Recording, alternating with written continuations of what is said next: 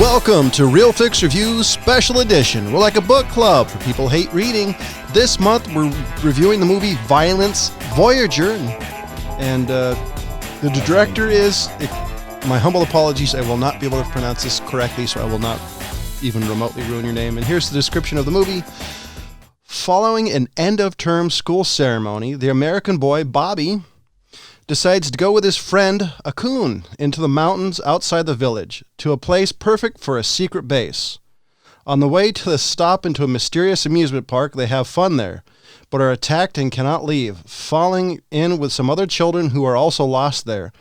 They fend off another number of attackers and gradually learn the truth behind the facility. It was put there by a man, ... And this description, I'm pretty sure, gives most of the plot. Now, I have to be upfront with you guys. I only watched half of it because, well, you got to listen to this week's Mad Trio show in order to find out why we've been having issues. First going to say is a lot of people will not like this particular art style. You mean limited animation? I'm sticking with art style. You're speaking with animation. But yeah. It's actually called limited animation. Oh, okay. Yeah, not a lot of people like this. There was a version of Dante's Divine Comedy an odd number of years ago that did a very similar art style. Oh, how dare you. What? How dare you compare the fucking art style of the Dante's animated fucking feature? No, because there was one that was very similar to this animation style that I saw a number of years ago. All right, so John didn't finish this thing, so I'm going to step up here and start this. I will start this whole thing with this. Limited animation style, artistic, whatever the fuck John wants to call it, you need to stop. Go away and stop making movies. I didn't actually mind it. Now, but I'm the the other animation thing I guy. want to say is that you guys would both agree that I've seen some pretty stupid, dumb movies. And I've sat through all of them. Yeah. This is by far the worst movie I have ever seen. Did you finish it? Yes. Because I really wanted to watch the rest of it. I was enjoying it. Oh, God. Anyways, now I'm a big Street Fighter fan. There's a couple of Street Fighter movies that use limited animation, and I started watching them, and then I just got so annoyed with it. I went on about my day and said, screw it, I'm not watching this piece of shit. This one I sat through for the sake of RFR, and I would have turned this thing off within 2 minutes. First of all, I don't use this lightly, but I don't think I've ever seen any movie where I've said, what the fuck, so many times. And this started in the beginning of this thing. Like, what the fuck is wrong with that kid's head? What the fuck is going on? This is like 5 minutes in. I didn't stop even when the thing was over. Did I stop saying what the fuck through this movie? Now, that being said, don't watch this shit. Whoever made it, I don't think you should continue. I see. I really liked it though. The parts I saw. Now I didn't get to see the whole thing. Are you kidding me? How far did you get? And you keep on saying you like this. Like 20 minutes. How? 20 minutes, half hour maybe. What did you like about it? I like the art style. The story was so-so for the parts I got. I didn't mind it. The art style really wasn't a problem. The voice acting. The receding hairline on everybody? Didn't bother me, no. Everybody. I'm talking about kids included. Yes, I know. It didn't bother me at all. But like I said, out of everybody, out of all three of us, I'm the animation guy more than anybody. I am a big animation fan as well. I've watched a lot of it. I'm even watching an anime series right this moment. I'm not all the way through it, but I'm in like episode 8 of the second season. And I told you to watch it. And I even told Brian to watch it. I would not tell anybody to watch this movie. Ever. I would put Cool World on a loop for 3 days with matchsticks, with my eyelids open, listening to Bach. Not my Ludwig von. Yeah, I don't care. I would do that. I'm not that big of a Beethoven fan, but I would prefer Bach or Chopin, and they can ruin that with Cool World. That's what I'm going with. All right, literally 3 days rather than sit through this movie a second time. So now, what the fuck was going on with the damn cat? And that, I mean, did you even get that far? Yeah, I always kind of wonder what the cat was there for. You mean with the whole fighting this big ass Rottweiler and winning? Yeah. But like I said, I've just always been a huge animation style. I didn't actually know limited animation was a thing. Didn't bother me. What does bother me in some respects when it comes to more limited animation style is you have comic book movies that are limited animation. For some reason, those bother me a lot more than this did.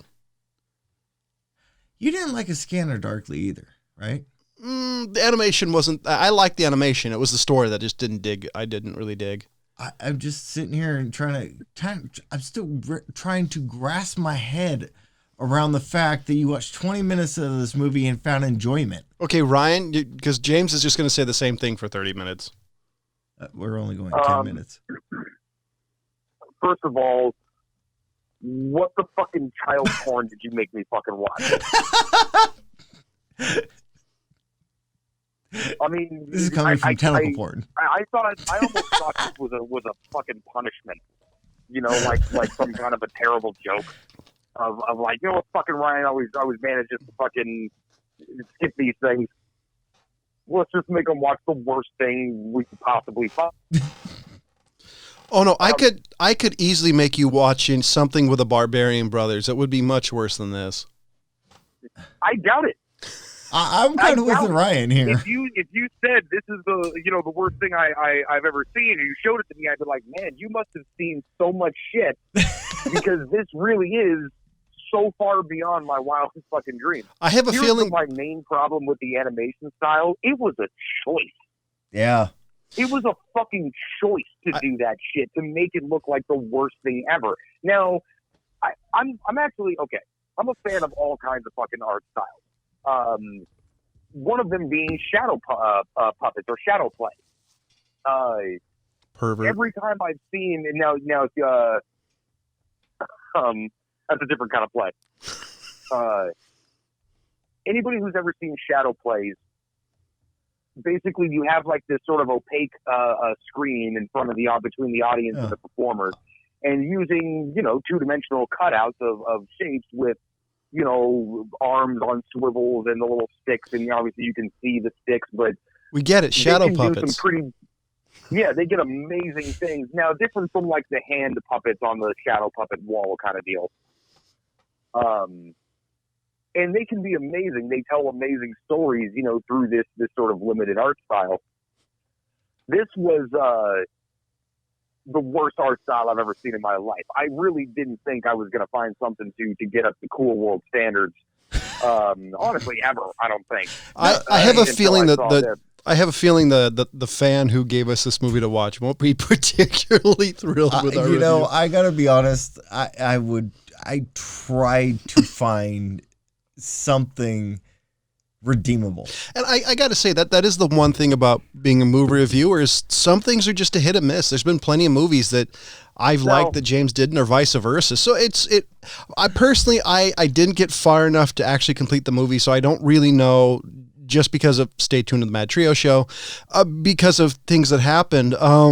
But I can baffled by the. But I can see why people wouldn't. I can totally see why people wouldn't like it. I think personally, this is for a little bit more of a niche audience versus a mainstream audience. What niche audience would that be? Ones that like terrible fucking stories?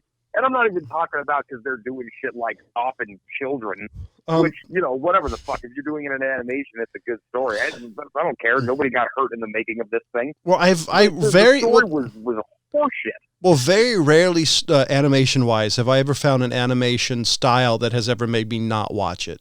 There's been stories, but there's been, so I literally I'm a huge animation guy. The storyline, I can't really talk to. I was intrigued in the opening and the parts I watched, and then I just stay tuned to the Mad Trio show. So I don't know. It was insanely incoherent.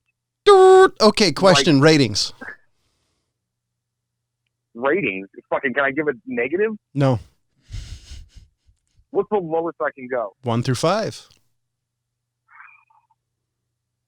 I'm ashamed that I have to give this a 1. Okay, James? It's unrateable. Nope, I have to give it a scale. No, Seriously. I'm like, can really you put at not this. applicable? Yeah, I gotta pull that one here, John. Like when we came up with our rating system, and I helped you with that, John. And I was very avid that there has to be a rating here. I can't rate it. So, Like, it is to the point where I can't give it any number. And I hate to say it. So hopefully at some point I'll be able to finish this movie. My humble apology for the person who sent this movie. I did just watch listen to the Mad Trio show. Stuff happened. We weren't able to finish it. I say give it a shot. You may or may not like it, but I say that with pretty much everything when it comes to movies. Some things may or may not be your particular flavor. I mean, I get it, like, in the way that people would watch, like, what is it, Troll 2? People have, like, house parties for and watch it because it's a terrible movie. I get somebody trying to sit through this. Maybe that was it. It was a war of attrition that I was engaged in finishing this fucking piece of shit.